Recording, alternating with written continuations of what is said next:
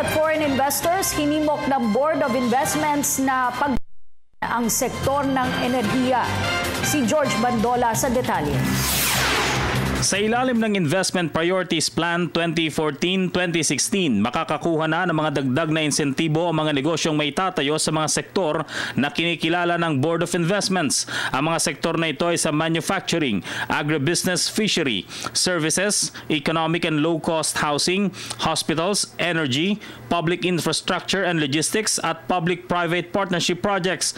Kaya abala ngayon ng DTI para maipromote at mapakilala sa mga prospective investors ang kanilang mga lugar at advantages para sila dayuhin ng mga mamumuhunan. And there's no qualification as to sectors. So it will be the same package offered to all sectors listed in the IPP.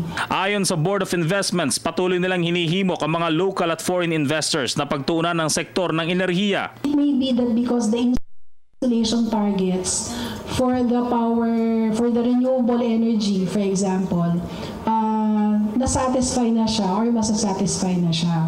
The requirement is actually just to ensure that all power projects being registered by the BOI will actually come into realization, because it may be difficult naman na we're only registering projects pero they won't start on time or they will not start, particularly because they still lack the capitalization. Pagpaparami ng trabaho, pagiging competitive at pagpapaganda ng pamumuhay ng mga komunidad ang layunin ng mga IPP Roadshow ng DTI-BOI. Para sa Telebisyon ng Bayan, George Bandola.